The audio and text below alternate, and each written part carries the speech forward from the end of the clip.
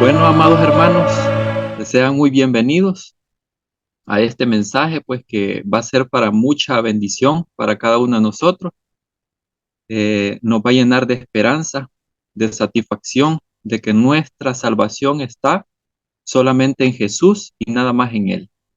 Así que vamos a iniciar con este tema, no sin antes, pues ponernos en las manos del Señor y vamos a hacer una oración para que sea Él quien dirija todo este mensaje de principio a fin. Oremos entonces. Oh bendito Padre eterno, te damos gracias por tu infinita misericordia, tu amor, Padre, para con cada una de tus criaturas, Padre. Te damos gracias también por este mensaje desde ya, que sabemos que tú, Señor, eres el que lo vas a dirigir, Señor, de principio a fin. Te ponemos en tus manos también a los hermanos que han de agregarse, Señor, y también, Señor, a los que están presentes. Ábreles el corazón, Señor, según tu espíritu, para que puedan aprender, Señor, más de tu carácter, así como yo estoy aprendiendo poco a poco cada día, Padre. Te doy gracias en el nombre de Jesús. Amén y amén. Bueno, amados hermanos, vamos a iniciar. Voy a empezar con compartiendo lo que es la pantalla para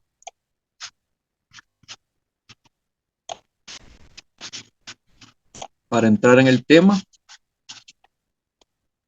No sé si alcanzan a ver lo que es la diapositiva. Si alguien me puede contestar ahí, hermanos. Se ve bien, hermano. Correcto. Se ve bien, súper bien. Vale, vale.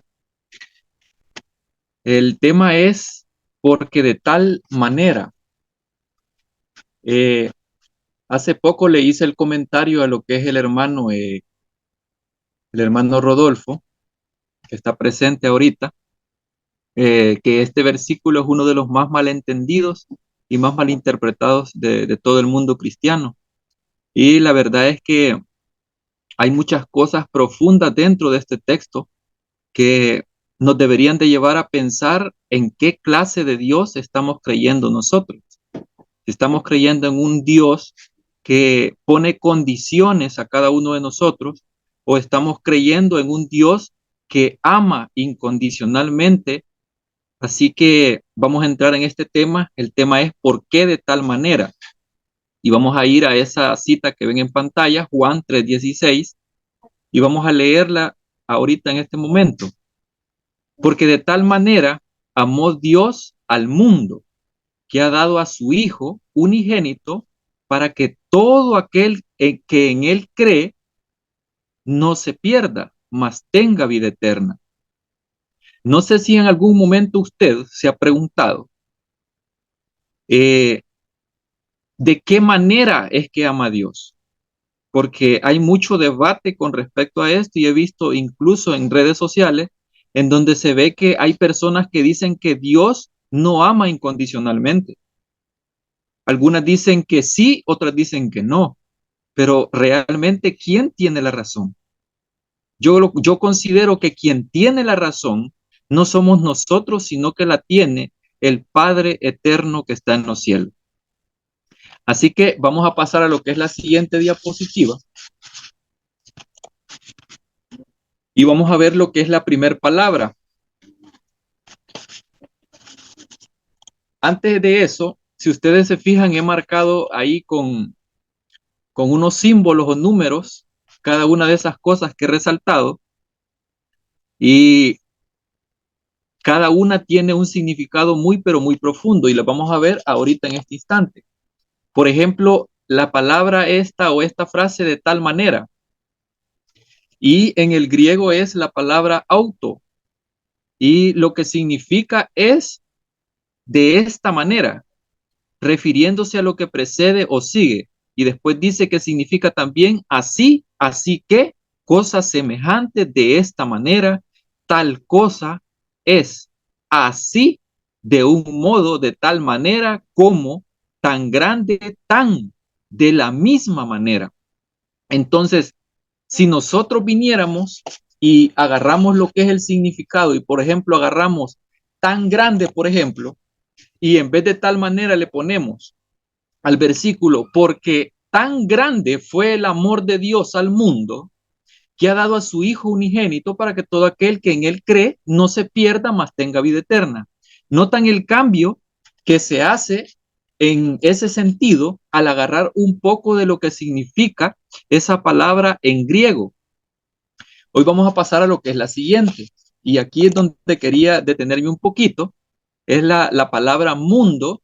Y la palabra mundo en griego es la palabra cosmos. No sé si alguno de ustedes ha tenido la oportunidad de buscar alguna vez, no sé, cuando estudió, digamos, de primer grado de primaria o lo que sea, la palabra cosmos y lo que significa o lo que le va a dar el diccionario en lo que es el Internet, le va a tirar que es este mundo, universo o universo. Incluso aquí la palabra en el griego significa esto. Me llama la atención que significa arreglo, significa ordenado, significa decoración. Y de allí dice después, en un sentido amplio, estrecho, incluidos sus habitantes. O sea que no está hablando, cuando habla de mundo, no habla solamente de que ama el planeta Tierra, Dios, sino que está hablando de que ama incluso a los que están dentro de él. Y después dice literalmente o figurativamente o moralmente. Aquí me llama la atención esto también. Los habitantes literalmente, y hace lo que es la comparación, porque es la palabra o que está ahí, hace la comparación y dice literalmente, está hablando de, o sea, ama a toda la raza humana y también dice figurativamente y entre corchetes pone moralmente, ¿se dan cuenta? Ahí se aplica lo que Jesús decía cuando él decía que Dios hace llover sobre justos e injustos. Y de allí el significado más literal que tiene la palabra es mundo, universo y atavío. Entonces, teniendo en cuenta esto, imagínense si nosotros venimos y hacemos el mismo ejercicio y en vez de mundo ponemos, ya dijimos que cambiamos la palabra de tal manera por tan grande y venimos y ponemos porque tan grande fue el amor de Dios al universo, imagínense, que ha dado a su Hijo unigénito para que todo aquel que en él cree no se pierda, mas tenga vida eterna. Y vamos a ir a lo que es lo siguiente. Yo aquí tengo una dirección web. Vamos a ver qué es lo que significa, según expertos en griego, lo que es la palabra cosmos, y los voy a llevar a esa dirección web. La dirección web es etimologías.dechile. Yo creo que ya la han de conocer, .net, y lo que significa la palabra cosmos. Y que hay varias cosas interesantes que quiero recalcar. Lástima que no se puede copiar nada o resaltar nada, pero creo que le puedo dar zoom a esto un poco para que lo vean. No sé si alcanzan a ver, hermanos, pero lo vamos a leer de tal manera pues que se entienda. Y dice así, miren, la palabra cosmos, mundo, universo, procede del griego, dice koulos, ¿verdad? Que acabamos de leer. Y de allí viene lo que es la palabra cosmética, cosmogonía, cosmovisión y cosmopolita. Y acá hay algo interesante que quería compartir con ustedes para que vean que incluso escritores como Homero utilizan la palabra koulos o oulos, me parece que es la palabra, para referirse a la palabra ordenar. Dice que a su vez la palabra griega está derivada del verbo koulos que se encuentra en la Ilíada de Homero con el significado de ordenar. Y dice que en el canto 2, verso 555, leemos sobre el caudillo ateniense Menesteo. Y dice, no había nacido aún el terrestre que compitiese con él en ordenar. Allí es donde se utiliza la palabra en griego que estamos viendo en este momento. Caballos y guerreros, dice, portadores de escudo. Imagínense, además de significar, la palabra cosmos, universo, también significa orden. Si nosotros vamos a lo que es esa palabra otra vez, imagínense que si nosotros cambiamos esa palabra mundo y diría, porque tan grande fue el amor de Dios al orden, Imagínense, al orden. ¿Han escuchado la frase el orden de todas las cosas o la restauración de todas las cosas? La restauración implica orden. Y ahí dice que ha dado a su Hijo unigénito para que todo aquel que en Él cree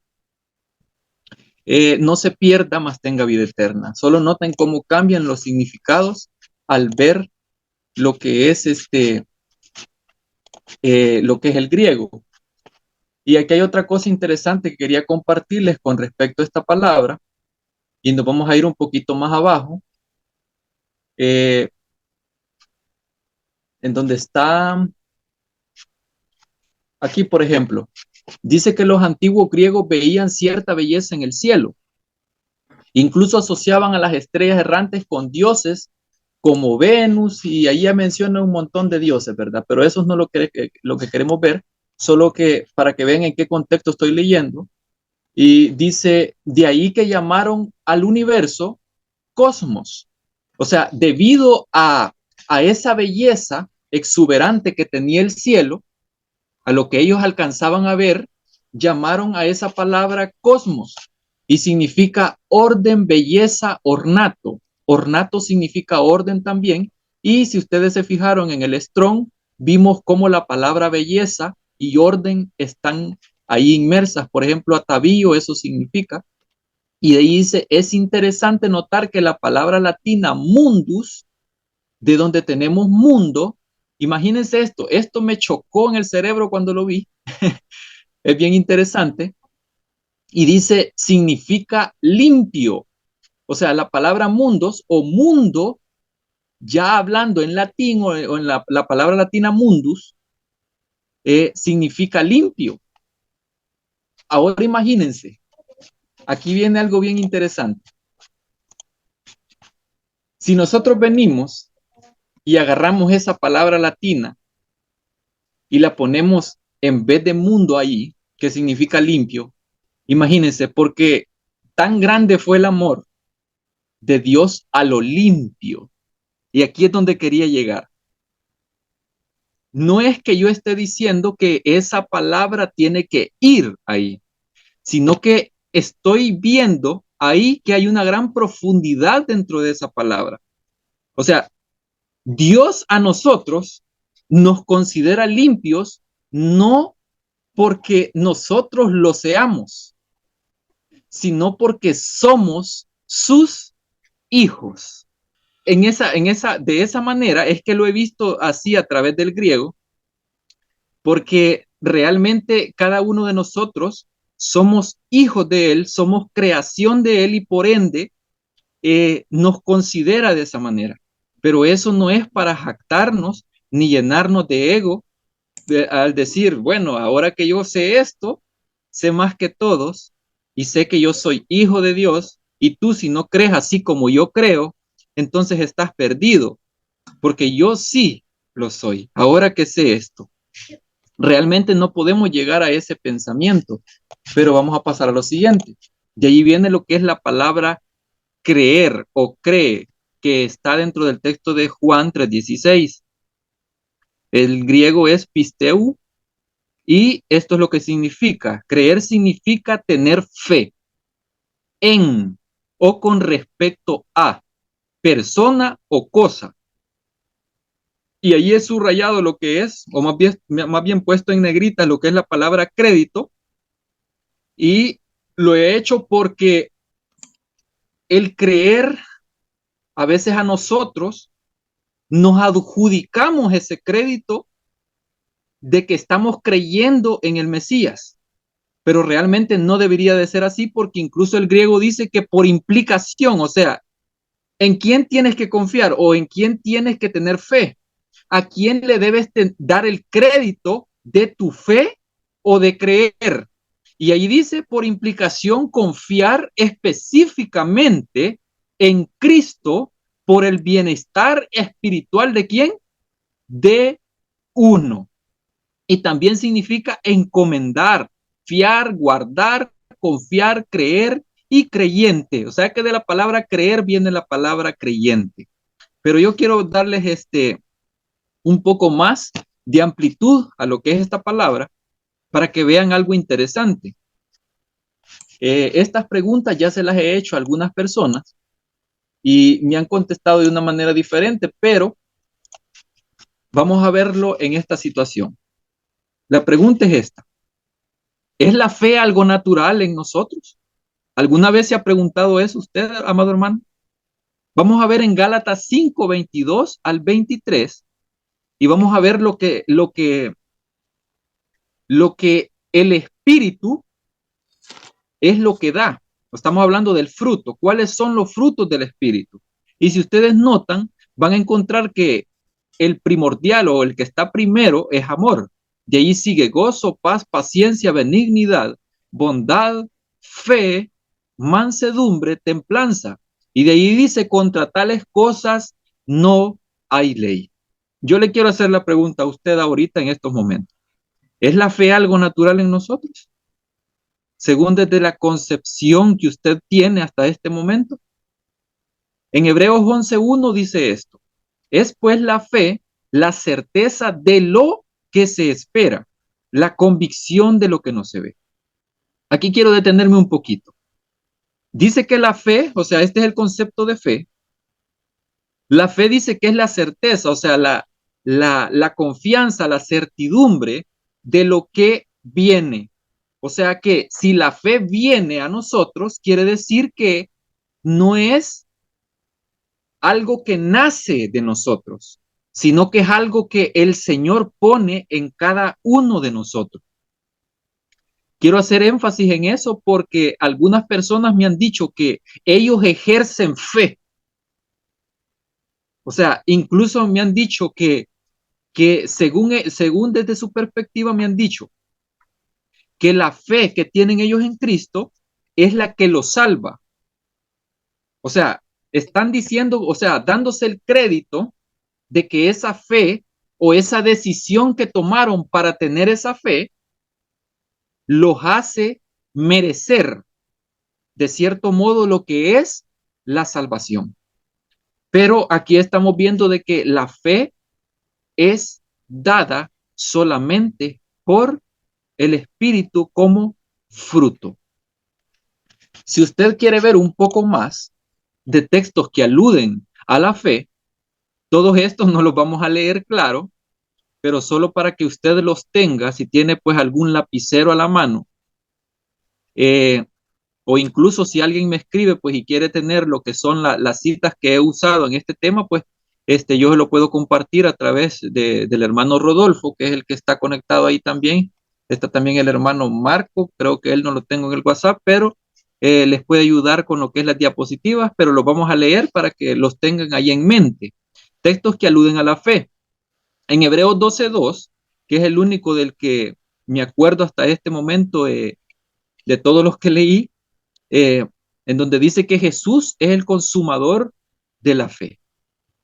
Está Romanos 12:3, Juan 6:44, está también el capítulo 15 y versículo 16 siempre de Juan, Filipenses 1:29, Mateo 11:27, está el capítulo 16, versículos 16 y 17, Juan 1:13, está Hechos 13:48, Primero de Corintios 4:7, Efesios 2 del 8 al 9, está el capítulo 3 también del 16 al 17 de Efesios, Filipenses 1:6, el capítulo 2 y versículo 13 también de Filipenses, está Colosenses 1:12, Segunda de Tesalonicenses 3:2, Primera de Timoteo 1:14, está Tito 1:1, está Ezequiel 36 del 26 al 27, Jeremías 24:7, está el capítulo 31 versículos 33 y 34 y está el capítulo 32 del 39 al 40. Esto lo doy para que usted estudie con respecto a la palabra fe, de dónde es que emana esa fe, quién es el que la da. Esos textos le van a servir muchísimo para que usted vaya viendo qué es lo que significa la palabra fe. Ya leímos de dónde es que emana la fe, emana de el creer. Pero ese creer vamos a ver un poco más profundo, un poquito más adelante, qué es lo que implica eso. Vamos a pasar a la siguiente diapositiva. Y esta es otra pregunta. ¿Está en nosotros el arrepentirnos ¿Alguna vez se ha hecho esa pregunta también? Y vamos a ir a Romanos capítulo 2, versículo 4. Y dice así: o menospreciáis la riqueza de su bondad, paciencia y longanimidad, ignorando que su bondad te guía al arrepentimiento. Es una pregunta que hace Pablo y está en el contexto de no juzgar a los demás. Y en 2 Corintios 7:9, que en esta cita quisiera que pusiera total atención usted por lo que va a decir Pablo en este momento. Y dice: ahora me gozo, no porque hayáis sido contristados, sino porque fuisteis contristados para arrepentimiento, porque habéis sido contristados, ¿según qué? ¿Según nosotros? ¿Según o de acuerdo a lo que, a la decisión que nosotros tomamos? Ahí dice, según Dios, para que ninguna pérdida padecieseis por nuestra parte. Y yo quiero tocar un poquito más en el versículo 10, siempre de 2 Corintios 7. Vamos a leer el versículo 10, porque ahí hay algo que Pablo va a aclarar con respecto a lo que está diciendo. Vamos a leer 2 Corintios, siempre el versículo 10 del capítulo 7. Y dice: porque la tristeza, según Dios, produce un arrepentimiento saludable que no trae pesar, pero la tristeza del mundo produce ¿qué? Produce muerte. Hay personas que han dicho que el espíritu, cuando una persona es tocada por el espíritu, hay personas que incluso sienten el deseo de aceptar al Señor. Otras personas lloran con lágrimas indecibles, así como está escrito en la Biblia, y ese es trabajo de lo que es el Espíritu para llevarnos ¿a qué? Al arrepentimiento. O sea, que esa tristeza que nosotros sentimos por la condición en la que nos encontramos, nos llevan al arrepentimiento. Por eso no debe de haber jactancia en nosotros al creer que porque dice la palabra creer en Juan 3:16, es una cosa que nosotros hagamos naturalmente. Realmente el ser humano, en la condición en la que se encuentra, no puede llegar al arrepentimiento si no es porque el Padre lo lleva o lo guía a ese arrepentimiento. Vamos a pasar a lo que es la siguiente palabra que está dentro del texto de Juan 3:16, y es la palabra pierda. Esta palabra es la que más me ha abierto las puertas a mí para creer en lo que creo hasta este momento.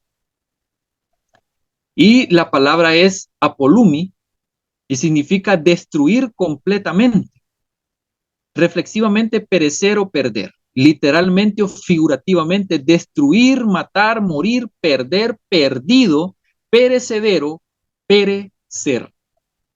Esta palabra, hermanos, es una de las tantas palabras que incluso nosotros hemos utilizado en algún momento para llamar a algunas personas que no creen como nosotros y le decimos que ellos están perdidos porque tenés que creer igual que yo. Y la pregunta que viene es esta: ¿qué es lo que quiere el Señor realmente? Yo sé que este texto muchos lo hemos leído, pero leámoslo desde el contexto de lo que significa esa palabra destruir. Segunda de Pedro 3:9. El Señor no retarda su promesa, según algunos la tienen por tardanza, sino que es paciente para con nosotros, no queriendo que ninguno perezca, y ahí está la palabra apolumi, sino que todos procedan al arrepentimiento. Si yo leo la palabra por lo que significa, lo voy a leer de esta manera: el Señor no retarda en su promesa, según algunos la tienen por tardanza, sino que es paciente para con nosotros, no queriendo que ninguno sea destruido, sino que todos procedan al arrepentimiento. Yo sé que desde ahí hasta este punto yo creo que ya vamos comprendiendo lo que realmente significa Juan 3:16, lo que implica para nosotros hoy en día. En Lucas 19:10, solo vea lo que dice. Porque el Hijo del Hombre vino a buscar y a salvar lo que se había perdido. Si yo lo pongo realmente como lo acabo de leer en el texto anterior, solo vean cómo dice. Porque el Hijo del Hombre vino a buscar y a salvar lo que se había destruido, amado hermano. Esto es bien interesante.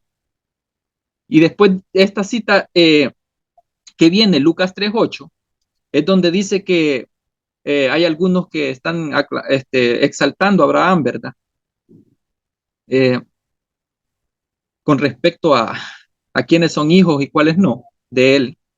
Y la pregunta que me hago yo es esta: ¿hay algún límite que le podamos poner al Creador que es capaz de levantar hijos incluso de las piedras? Porque ¿quién es el que dice la frase que incluso de estas piedras yo puedo levantar hijos de Abraham? Es Jesús. Lucas 3:8. Entonces, teniendo en cuenta esto, nos vamos dando cuenta de que Juan 3:16 es más profundo de lo que nosotros nos podríamos haber imaginado. Aquí viene la siguiente pregunta. ¿Cuál es la voluntad del Padre? Juan 6:39. Y esta es la voluntad del Padre, el que me envió, que todo lo que me diere, solo vea la palabra que utiliza en el libro de Juan, no pierda yo nada, sino que lo resucite en el día postrero. Ahora hagamos el mismo ejercicio, hermanos. Y esta es la voluntad del Padre, del que me envió, que de todo lo que me diere, no destruya yo nada, sino que lo resucite en el día postrero. Y solo vea Juan 6:37 lo que dice. Todo lo que el Padre me da, vendrá a mí. Y al que a mí viene, no le echo fuera. Ahora la pregunta es, ¿por qué Jesús dice que todo lo que el Padre le da viene a él y después dice que él no lo va a echar fuera? Realmente, hermanos, es porque el Padre se lo está dando. O sea, cada uno de nosotros ha llegado a Jesús porque el Padre nos ha llevado a Jesús. Y Jesús viene como un círculo, viene y Él nos lleva ¿a quién? Al Padre. O sea, es bien interesante. Lo siguiente es esto, para que analicen un poco. Esto ya sucedió, pero cuando yo sea levantado de la tierra, atraeré a todos a mí mismo. Yo le hice esta pregunta a un hermano y él me dijo que ya sucedió, pero realmente está equivocado, porque la siguiente parte después de la coma, en donde dice tierra, eso aún no ha sucedido. ¿Está sucediendo? Sí, está sucediendo, pero se va a cumplir en su plenitud en los días finales. Porque la primera frase dice que cuando ya él sea levantado de la tierra, eso sí ya sucedió, porque es cuando él prácticamente muere y es resucitado. Eso sí ya sucedió. Pero lo que falta que se cumpla en plenitud es la siguiente frase en donde dice, atraeré a todos a mí mismo. Y aquí viene la cita de Apocalipsis 12:10, en donde a nosotros nos va a ampliar un poco más lo que es el conocimiento de lo que implica Juan 3:16. Dice que entonces oí una gran voz en el cielo que decía, ahora ha venido la salvación, el poder y el reino de nuestro Dios y la autoridad de su Cristo, porque ha sido lanzado fuera el acusador de nuestros hermanos, el que los acusaba delante de nuestro Dios día y noche. Y la pregunta es, ¿esto ya sucedió? Sí, porque ahora no hay nadie quien le acuse a usted. ¿Nos sentimos ahora culpables nosotros? Si se siente culpable todavía, ya no debería de sentirse culpable, porque el acusador ha sido echado fuera. Y quien gobierna o tiene la autoridad sobre todo es Cristo nuestro Señor. Vaya, voy a compartir en la parte final Voy a empezar a compartir la pantalla. Y el comentario que quería compartirles es este, hermanos. Yo creo que ya se han de poder a William Barclay, es un teólogo pues bien reconocido y respetado. Creo que es escocés el hermano. Con respecto a Juan 3:16. Y dice él de esta manera, incluso pone lo que es cómo es que él interpreta lo que es Juan 3:16 y pone también el versículo, cómo es que él lo tradujo, ¿verdad? Desde su perspectiva. Y dice, porque Dios amó al mundo hasta tal punto que dio a su Hijo único para que todos los que crean en él no se pierdan, sino que tengan la vida eterna. Y él dice así, todos los grandes hombres han tenido un versículo preferido, pero este se ha llamado el versículo de todo el mundo. Para todo corazón humilde, aquí está la quinta esencia del Evangelio. Este versículo contiene varias grandes verdades. Y la primera es esta. Nos dice que la iniciativa de la salvación pertenece a Dios. Y después dice, algunas veces se presenta el Evangelio como si se hubiera tenido que pacificar a Dios y persuadirle para que perdonara. A veces se presenta a Dios como inflexible y justiciero, y a Jesús manso, amoroso y perdonador. A veces se predica el Evangelio como si Jesús hubiera hecho algo para que se alterara la actitud de Dios hacia la humanidad, para que se viera obligado a cambiar la sentencia condenatoria por la del perdón. Pero este versículo nos dice que todo empezó ¿en quién? En Dios. Fue Dios el que envió a su Hijo porque amaba hasta tal punto a la humanidad entera. No habría evangelio ni salvación si no fuera por el amor de Dios. Y el siguiente punto es este. Nos dice que el manantial de la vida de Dios es el amor. ¿Se podría predicar una religión en la que Dios contemplara a la humanidad sumida en la ignorancia, la indigencia y la maldad y dijera, voy a domarlos, los disciplinaré y castigaré a ver si aprenden? ¿O se podría pensar que Dios está buscando la sumisión de la humanidad para satisfacer su deseo de poder y para tener al universo completamente sometido? Pero lo tremendo de este versículo es que nos presenta a Dios actuando no en provecho propio, sino nuestro, no para satisfacer su deseo de poder ni para avasallar al universo, sino movido por su amor. Dios no es un monarca absolutista que tratará a las personas solamente como súbditos obligados a la más absoluta obediencia, sino un padre que no puede ser feliz hasta que sus hijos desagradecidos y rebeldes vuelvan al hogar. Dios no azota a la humanidad para que se le someta, sino la anhela y soporta para ganar su amor. Y el tercer punto es este, nos habla de la amplitud del amor de Dios.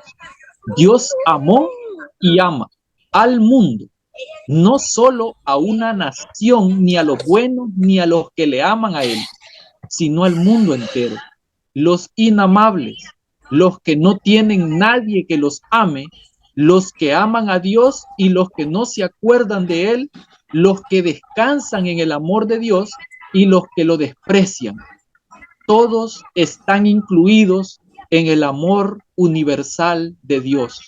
Como dijo Agustín de Hipona, Dios nos ama a cada uno de nosotros como si solo hubiera uno de nosotros. Y así a todos. El comentario de William Barclay con respecto a Juan 3:16. Y aquí cierra lo que es este tema. Y en conclusión, amados hermanos, yo considero que este texto no solamente es para el que cree realmente, sino que es para todas las personas del mundo que de una u otra forma el Señor los va a llevar o los va a dirigir a conocer cómo realmente es Él en su amor, en su bondad y misericordia. Así que hasta acá llega el tema, hermanos.